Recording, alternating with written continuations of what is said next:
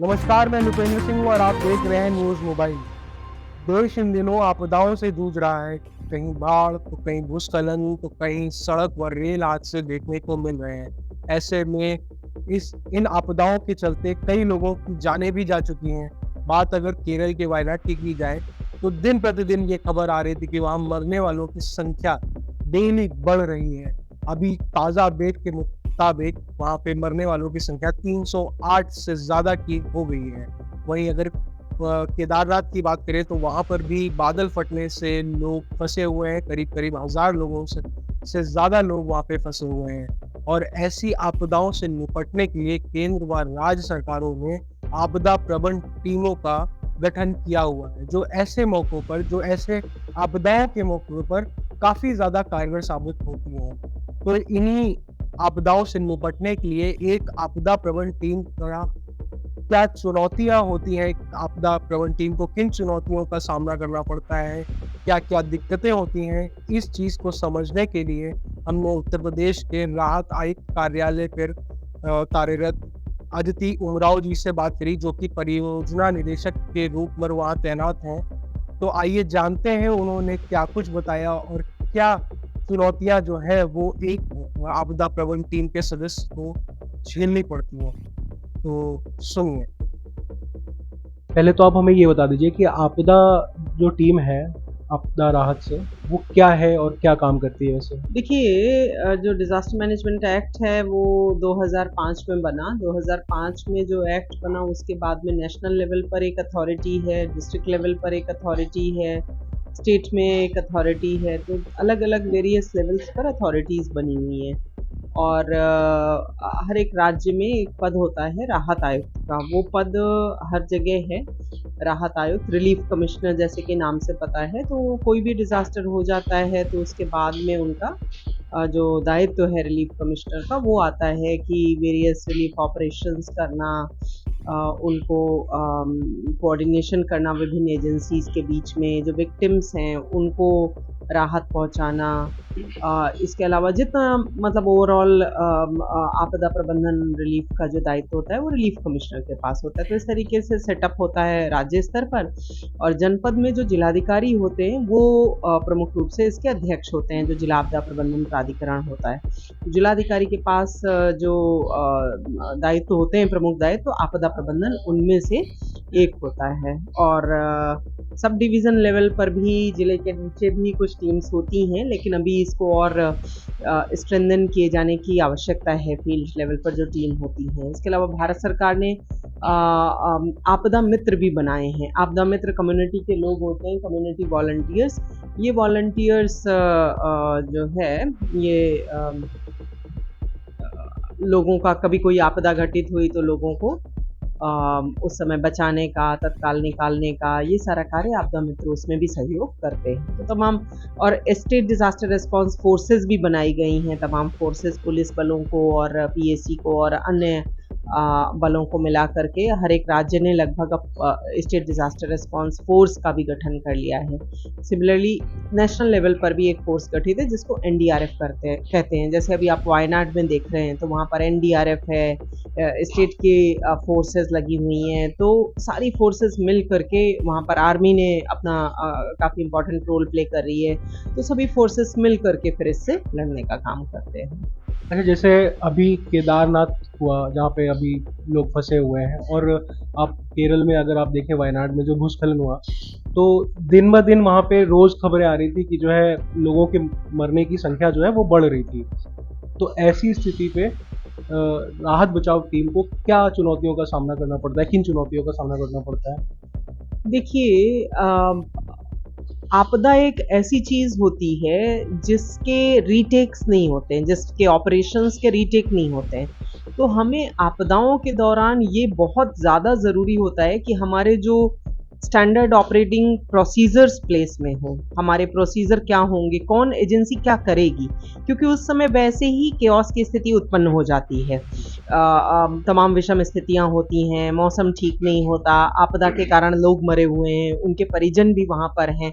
तो अगर उस समय क्लैरिटी नहीं है विभिन्न एजेंसीज को पहले से कि अगर कोई आपदा आएगी तो हम क्या करेंगे और कैसे करेंगे, हमारा दायित्व क्या होगा, भूमिका क्या होगी, तो बहुत मुश्किल आती है। तो जो 2024 में बाढ़ आई, कई जनपदों में फ्लैश फ्लड्स आए, लेकिन फ्लैश फ्लड्स में एक भी जान उत्तर प्रदेश ने नहीं खोई। उसका कारण ये था कि हमारी एजेंसीज तैयार थी, हमें पहले से पता था कि हमें क्या करना है क्या नहीं करना है। एयरफोर्स के साथ हमारे ड्रिल्स पहले से हो चुके थे, तो जहां उनकी जरूरत थी तो एयरफोर्स तत्काल उपलब्ध हो गई। तो मतलब कुल मिलाकर कहना यह है कि आपकी पहले आपदा के पहले की तैयारी कितनी मजबूत है वो उस समय दिखता है जब आपदा हो गई होती है। तो ये बहुत ज़रूरी है और चैलेंजेस तो हैं ही। वायनाड में आप देखें तो बहुत चैलेंजेस हैं, वहाँ पर इतनी जनहानियाँ हुई हैं, इस तरीके की वहाँ परिस्थितियाँ उत्पन्न हो रही हैं। जो रेस्क्यूअर्स हैं उनको भी तमाम समस्याएं आती हैं, तमाम तरीके के रेस्क्यू वर्क अभी भी चल रहे हैं। तो डिफ़िकल्टी सभी के सामने हैं और जो वहाँ का आम जनमानस है उसने तो कठिनाइयों का सामना देखा ही है स्वयं। अच्छा, पिछले कुछ सालों में उत्तर प्रदेश में आप मतलब किन कॉमन आपदाओं को आपने देखा है अपने तौर पे? देखिए, उत्तर प्रदेश में भूकंप के प्रति काफ़ी संवेदनशील है। उत्तर प्रदेश के 33 ज़िले हैं जो सिस्मिक जोन 4 में आते हैं, तो सिस्मिक जोन 4 अच्छी संवेदनशीलता का भूकंप अच्छी मतलब वल्नरेबिलिटी उत्पन्न कर सकता है अगर कोई भूकंप आया ठीक रिक्टर स्केल पर। तो भूकंप के प्रति हम संवेदनशील हैं। आंधी तूफान से तमाम नुकसान होता है, वज्रपात के कारण हमारी काफ़ी जनहानियाँ होती हैं प्रदेश में। इस वर्ष तो हमने हीट वेव भी देखा, हीट वेव से भी बड़ी संख्या में जनहानियाँ सभी राज्यों में हुई और उत्तर हीट प्रदेश वेव के टाइम पे भी मतलब एनडीआरएफ का या मतलब जो आपदा राहत टीम है उनका काम जरूरी होता है? देखिए, आपदा राहत टीम तो रेस्क्यू टीम तो तब रेस्क्यू करेगी ना जब आप किसी परिस्थिति में फंसे हुए हैं। हीट वेव कोई फंसने वाली स्थिति तो होती नहीं है। हीट वेव तो आपको आप बाहर निकले, तापमान बहुत ज़्यादा था, हीट स्ट्रोक हो गया और आपने सही प्रिकॉशंस नहीं लिए, हीट स्ट्रोक हो गया। तो उसमें आप कहीं दबे हुए या फंसे हुए नहीं है कि किसी रेस्क्यू बल को बचाने की आवश्यकता। सारी एजेंसीज हम लोग तमाम सारे उसके लिए भी उपाय करते हैं मिटिगेशन के, तमाम प्याऊ लगवाना, पूल चैम्बर्स डेवलप कराना, अस्पतालों के वार्ड्स एलोकेट कराना कि हीट वेव विक्टिम्स आएँ तो यहीं पर आएँ। तो इस प्रकार से हीट वेव भी एक आपदा रही उत्तर प्रदेश में। वज्रपात जैसे मैंने बताया, बाढ़ के कारण भी कुछ जनहानियाँ होती हैं। स्नेक बाइट को उत्तर प्रदेश में हम लोगों ने आपदा घोषित किया हुआ है।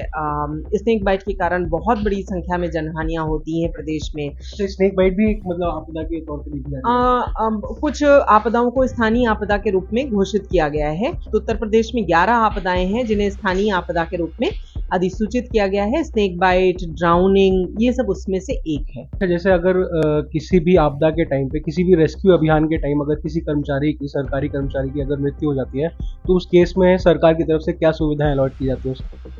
देखिए, अगर कोई शासकीय कर्मी है और शासकीय कर्मी सेवा के दौरान अगर ख़त्म होता है तो तमाम उसको जो सोशल सिक्योरिटी मेजर्स हैं, तमाम जो सरकारी जो पहले से प्राविधानित हैं, जैसे उसके किसी परिवार के जो पात्र व्यक्ति होगा उसको नौकरी का प्राविधान मिल जाता है अनुकंपा के आधार पर। इसके अलावा उसको तमाम सारे सरकारी अन्य पहले से ही निर्धारित बेनिफिट्स होते हैं। उसके अलावा अगर कोई भी व्यक्ति आपदा से मरता है तो उसको 4 लाख रुपए की अहेतुक सहायता, राज्य आपदा मोचक निधि एक है, राज्य आपदा मोचक निधि से 4 लाख रुपए की सहायता मिलती है और ये इसकी गाइडलाइन केंद्र सरकार द्वारा निर्धारित की गई है।